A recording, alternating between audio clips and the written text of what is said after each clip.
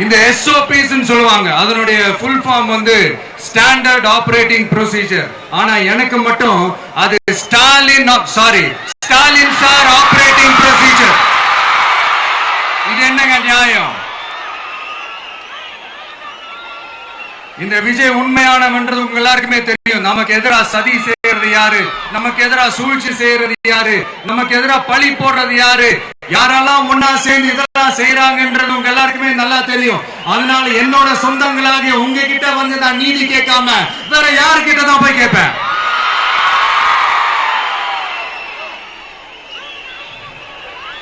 செல்ஃபே எடுக்காத ஒரு கூட்டணி கணக்கு, செல்ஃபே எடுக்காத ஒரு அறத பழைய அரித்மெட்டிக் கணக்கு, இதெல்லாம் வேலைக்கே ஆகாது. ஆணித்தரமா அடிச்சு சொல்றேன். அப்புறம் காசு கொடுத்து ஓட்டு வாங்கிடலாம்னு கனவு காண்றாங்கல்ல, அதுவும் இந்த விஜய் வந்ததுக்கு அப்புறம் நடக்கவே நடக்காது. வண்டி வண்டியா கொண்டாந்து கூட்டுவாங்க. 1000, 2000, 3000, 4000, 5000 சாமி மேல சத்தியம் வாங்குவாங்க. அப்படிதான் இத்தனை வருஷமா உங்களை ஏமாத்தி இருக்கிறாங்க. வாங்கிக்கங்க, சந்தோஷமா வாங்கிக்கங்க. எல்லாம் உங்க பணம் தான். வாங்கிக்கிட்டு அவங்க காதிலே விசில ஊதி அனுப்புங்க. அவங்க செவிலே விசில ஊதி அனுப்புங்க.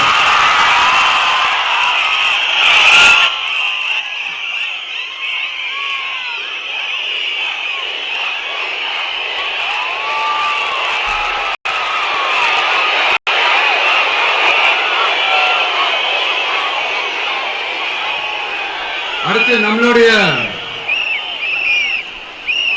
ஜென்சி, அடுத்த இளம் தலைமுறையினருக்கும் நான் சொல்லணும்னு நினைக்கிறேன். இந்த பணத்தை கொடுத்து ஏமாத்தி ஓட்டு வாங்குற அந்த கலாச்சாரம் ஒழியணும். பணத்தை கொடுத்து ஏமாத்தின ஏமாறுவீங்க. உங்களை தான் கேட்கிறேன், பணத்தை கொடுத்து ஏமாத்தின ஏமாறுவீங்க. எல்லாரும் கொஞ்சம் கையை இப்படி வைங்களேன் எனக்காக. நான் சொல்றதை கொஞ்சம் ரிப்பீட் பண்ணுங்க. எங்க ஓட்டு எங்க உரிமை. எங்களை யாரும் விலைக்கு வாங்க முடியாது. எங்கள் ஓட்டு விசில் சின்னத்துக்கு தான். வேற யாரையும் நம்பி ஏமாற மாட்டோம். தேங்க்யூ. கேட்டுச்சா சார்? இனிமே நீங்க கொள்ளடிச்சு வச்சிருக்கிற பணம் எல்லாம் வேஸ்டா போகுது, குப்பையில தான் தூக்கி போடணும். உங்களுடைய இந்த ஊழல் ஆட்சியும் மக்கள் குப்பையில தான் தூக்கி போட போறாங்க. அடுத்து ஒவ்வொரு வீட்டில் இருக்கிற என்னுடைய குட்டி நண்பா நண்பீசுக்கும் ஒன்னு சொல்லணும்னு நினைக்கிறேன். வீட்டில் டிவியில உட்கார்ந்து இந்த பிரச்சார மீட்டிங் எல்லாம் பார்த்துட்டு இருப்பீங்க. உங்களையும் உங்களுடைய ஃபியூச்சரையும் மைண்ட்ல வச்சுக்கிட்டு தான் நாம அரசியலுக்கே வந்திருக்கிறோம். அதனால எனக்காக நீங்க ஒண்ணு செய்யணும். தொடர்ந்து செஞ்சுக்கிட்டு தான் இருக்கிறீங்க. நான் நிறைய கியூட்டான வீடியோஸ்லாம் நான் பார்க்கிறேன்.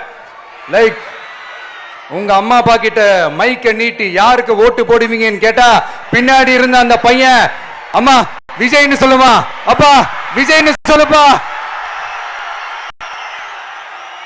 அப்படின்னு நிறைய அந்த கியூட்டான வீடியோஸ் எல்லாம் பாக்குறேன். அதை தொடர்ந்து தயவு செஞ்சு அதை தொடர்ந்து கண்டினியூ பண்ணுங்க.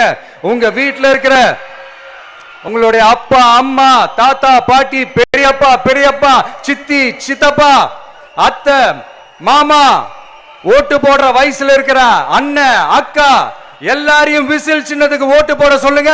விசில் சின்னத்துக்கு ஓட்டு போட வைங்க.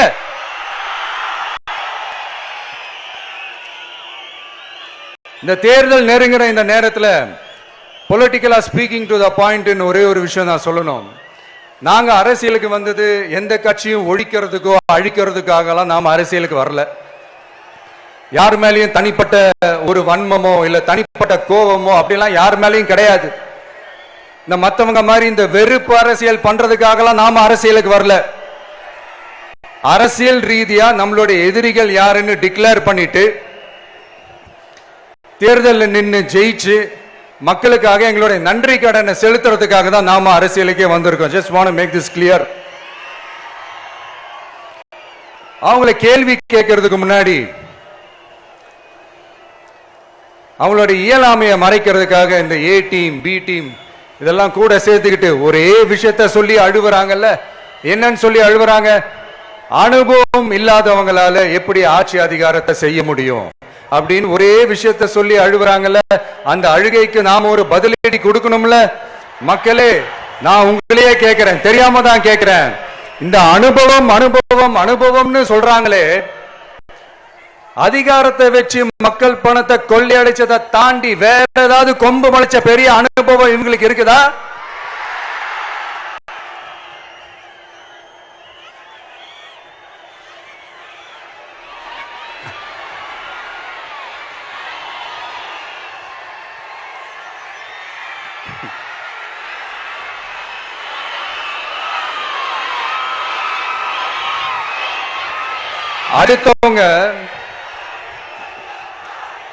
அடுத்தவங்க ஆரம்பிச்ச அரசியல் கட்சியில அடுத்தவங்களுடைய அட்ரஸ்ல அரசியல்வாதிகளா இருந்துட்டு இருக்கிற இவங்க எல்லாருக்கும் ஒரு சவால். என்ன மாதிரி தனியா என்ன மாதிரி சொந்தமா ஒரு கட்சி ஆரம்பிச்சு 1% அட்லீஸ்ட் 1% வாக்கு வாங்கி காட்டுற அந்த தில் இருக்குதா, திராணி இருக்குதா? 30 வருஷமா மக்கள் இயக்கமா இருந்து இன்னைக்கு மிகப்பெரிய ஒரு அரசியல் கட்சியா வளர்ந்து இந்த கூட்டணி கட்சிகள் மட்டுமே நம்பி இருக்கிற 75 வருஷ கட்சி 50 வருஷ கட்சின்னு இன்னைக்கு ஆட்சி அதிகாரத்தில் இருந்துட்டு இருக்கிற இவங்க எல்லாரையும் மீறி இன்னைக்கு களத்துல தனியா நின்னு இந்த 2 வருஷத்துல முதன்மை சக்தியா வளர்ந்து 30% தாண்டி இன்னைக்கு மக்கள் ஆதரவை பெற்றிருக்கிற நமக்கு அனுபவம் இல்லையா? உங்களுடைய அனுபவம் என்னன்னு சொல்லட்டுமா? கட்சி ஆரம்பிச்ச அண்ணாவை மறந்தது, கட்சி ஆரம்பிச்ச எம்ஜிஆர் அவர்களை மறந்தது, கட்சியை வளர்த்த ஜெயலலிதா மேடம் அவங்களை மறந்தது. இவங்க எல்லாரும் சொன்ன விஷயங்கள், பேசின விஷயங்கள், எதையெல்லாம் ஃபாலோ பண்ணணும்னு சொன்ன விஷயங்கள் எல்லாத்தையும் மறந்தது. இவங்களுக்கு நமக்கு அனுபவம் இல்லையா? நமக்கு அனுபவம் இல்லதான். கொள்ளை அடிக்கிறதுல எங்களுக்கு அனுபவம் இல்லதான். அதெல்லாம் எங்களுக்கு சுட்டு போட்டாலும் வராது. இந்த கொள்கையை பேருக்கு மட்டும் வச்சுக்கிட்டு நேரடியா சரண்டர் ஆகிறது, மறைமுகமா சரண்டர் ஆகிறது, இந்த மாதிரி அனுபவம் நமக்கு இல்லதான். அதுவும் நமக்கு சுட்டு போட்டாலும் வராது. மக்களை நேசிக்கிற நல்ல குணம் இருந்தா போதும்யா. நல்ல சூப்பரான ஒரு நல்லாட்சி கொடுக்கலாம். நல்லாட்சி கொடுக்கிறதுக்கு மெத்த படிச்ச மேதாவிகளா இருக்கணும்ல ஒன்னும் அவசியம் இல்ல.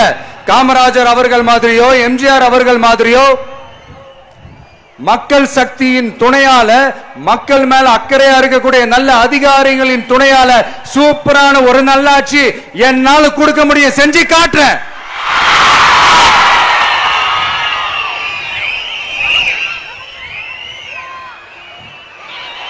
நாலரை வருஷம் ஆச்சு, 4.25 வருஷத்துக்கு மேல ஆகுது. இப்போ ஒவ்வொரு வீட்டு கதவையா தட்டி உங்கள் கனவுகளை சொல்லுங்கள், உங்கள் கனவுகளை சொல்லுங்கள், நாங்கள் அதை நிறைவேற்றி காட்டுறோம். இல்ல, ஸ்டாலின் சாருக்கு மக்கள் சார்பா ஒரு கேள்வி. மக்களுடைய கனவு என்னன்னு உங்களுக்கு தெரியுமா சார்? அது சரி, அவங்க என்ன நினைக்கிறாங்கன்னு உங்களுக்கு தெரியாது, அதுக்கப்புறம் எப்படி அவங்க கனவுகளை பத்தி உங்களுக்கு தெரியும்? மக்களோட கனவு என்னன்னு நான் சொல்லட்டுமா சார்? 2019, 2021, 2024 இந்த 3 தேர்தலையும் மக்கள் உங்களுக்கு வாக்களிச்சதுக்கு காரணம் நீங்க மக்களுக்கு ஏதாவது நல்லது செய்வீங்கன்னு நம்பிதான். ஆனா நீங்க மக்களுக்கு கொடுத்த பைசு மக்களுக்கு பாதுகாப்பு இல்லாத மக்கள் விரோத ஆட்சி. அந்த மக்கள் விரோத ஆட்சியை அகற்றிட்டு அந்த இடத்தில் தமிழக வெற்றி கழகத்தை ஆட்சி பீடத்தில் அமைக்கணும் அப்படின்றதுதான் மக்களுடைய ஒரே கனவு. மக்கள் விரோத திமுக அரசை நிலைக்க கூடாது அப்படின்றதுதான் மக்களுடைய ஒரே கனவு. 100% தூய சக்தி டிவிக்கு ஆட்சி அமைக்கும்.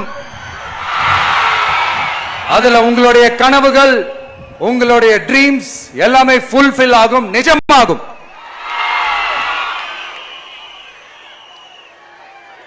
தமிழ்நாடு எப்பவுமே டெல்லிக்கு அவுட் ஆஃப் கண்ட்ரோல் அப்படின்ட்டு ஸ்டாலின் சார் அடிக்கடி சொல்லுவாங்க. ஸ்டாலின் சார் எது எதுலலாம் அவுட் ஆஃப் கண்ட்ரோல் இப்ப நான் கொஞ்சம் சொல்லட்டுமா? முதல்ல சட்டம் ஒழுங்கெல்லாம் அவுட் ஆஃப் கண்ட்ரோல்.